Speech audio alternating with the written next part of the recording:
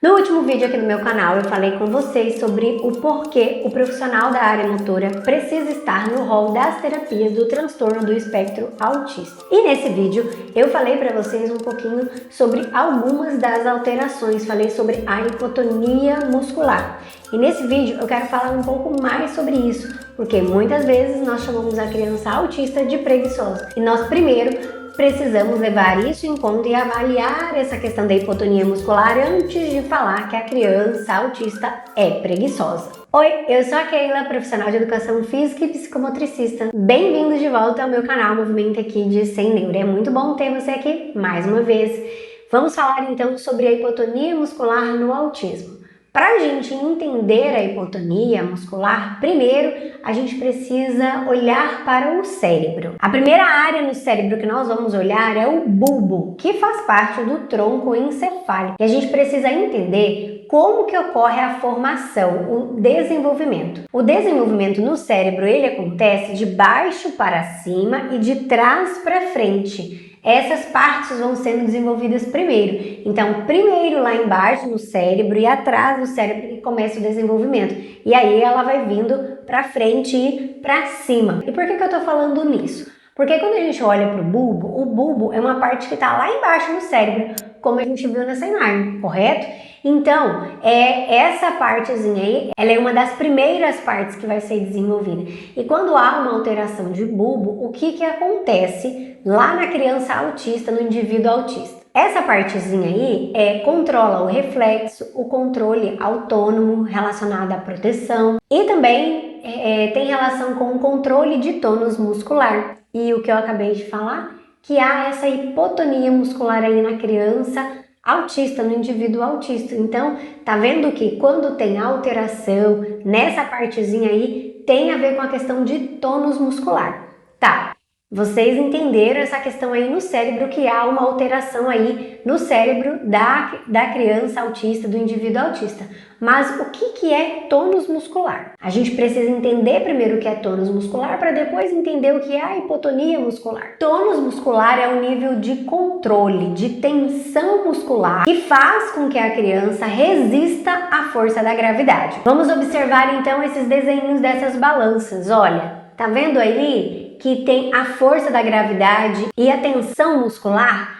Quando não tem esse tônus equilibrado, a força da gravidade vence, que é naquele caso da gente ver a criança toda molinha, você pega nela e você sente, geralmente quando é bebezinho, essa hipotonia está presente lá no início, o nosso início da vida, né, quando nós somos recém-nascidos, essa hipotonia muscular aparece lá, você pega o bracinho do bebê, ele cai, porque não tem ainda essa hipotonia e ainda é considerado comum, esperado que aconteça isso em bebês. Mas depois de um certo período de desenvolvimento, de maturidade, a gente espera que isso melhore, que esse tônus fique mais resistente, que ele vença a gravidade. E tem aí a questão de quando essa musculatura vence demais, está empurrando demais, que é essa rigidez que a gente vê, por exemplo, um caminhar muito robotizado, aquela criança toda durinha, que não sabe separar o movimento, ela anda toda em bloco, ela não sabe separar o movimento, anda toda dura, parecendo um robozinho mesmo.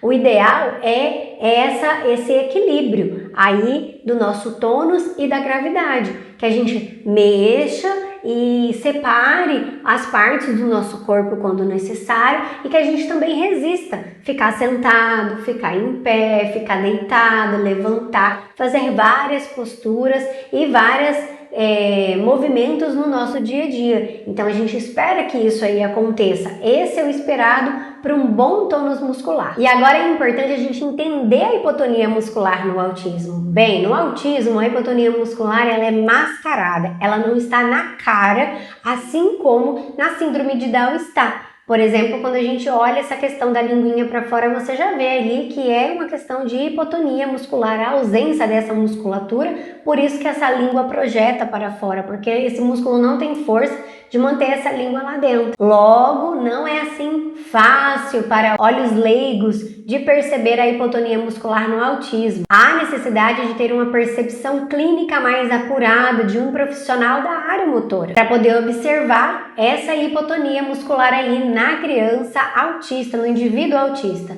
E que características que a gente espera aí que demonstram essa questão da hipotonia muscular? O clássico, sentar em W. O sentar em W demonstra que há uma falta de músculo ali para resistir àquela posição que é anti-anatômica.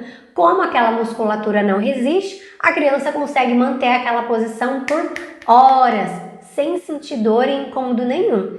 Testa em você se a sua musculatura é boa, rígida, você não tem a hipotonia muscular, você tem um bom tônus muscular, senta em W e vê se você consegue manter muito tempo sentado. Eu, pelo menos, eu sinto dor na coxa, eu sinto dor no joelho, eu não dou conta de manter essa posição.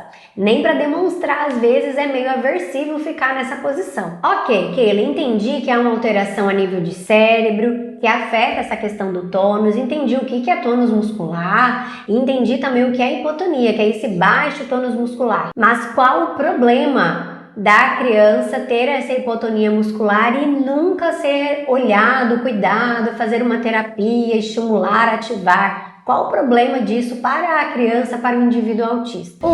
Isso pode acarretar atraso no desenvolvimento. Lá quando a pessoa, é um bebê, a gente tem os marcos do desenvolvimento, que a gente espera que vá acontecendo em certos períodos. Então, pode ocorrer que lá quando era um bebê, foi atrasado esses desenvolvimentos por conta desse baixo tônus muscular que já existia e se manteve. Ele não entrou num parâmetro esperado, ele se manteve. Então, essa criança atrasou.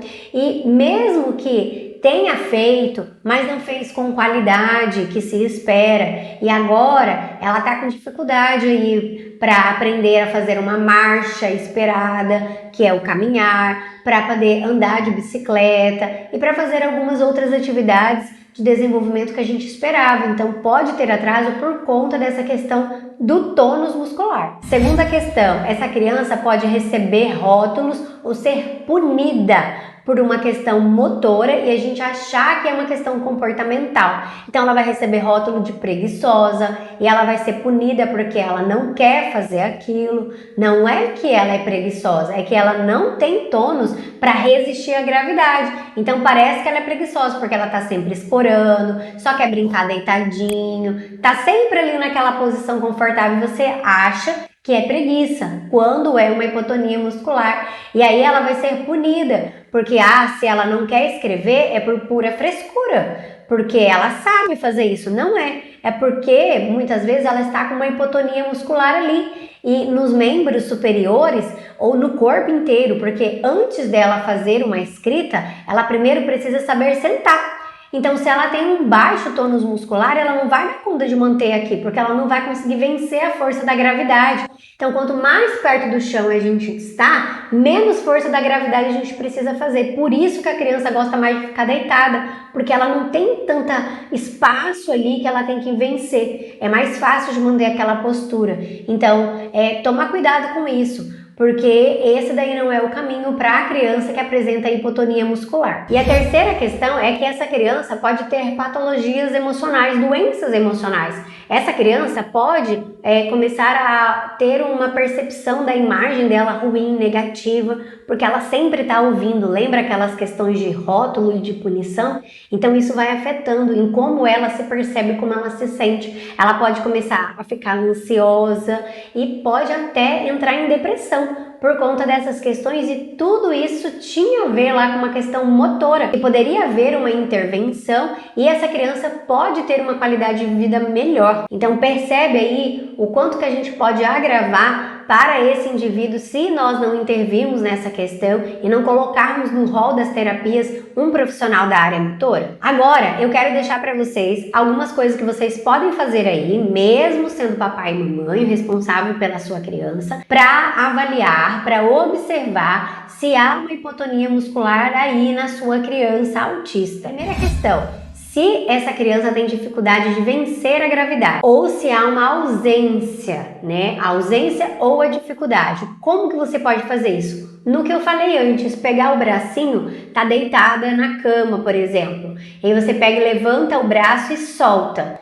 Se a pessoa faz isso no meu braço, que tem um tônus muscular e penso que no seu também, você vai segurar, você não vai deixar o seu braço cair, né? Despencar. Já a criança que tem hipotonia vai despencar esse braço quando você soltar. Ou mesmo as próprias pernas, quando você fizer isso, vai despencar. Isso é algo que a gente espera lá quando é bebezinho. Mas depois é para esse tônus já ir aparecendo e esse tônus começar a resistir, não deixar com que caia esse membro. Então você pode testar isso aí também. Lembre-se, numa cama, porque se você for fazer isso no chão e despenca, vai causar dor, vai machucar essa criança, né? Então vamos ter bom senso também. Segunda questão, uma hipermobilidade corporal sem dor. Por exemplo, fazer uma abertura, igual dançarinos, bailarinos fazem.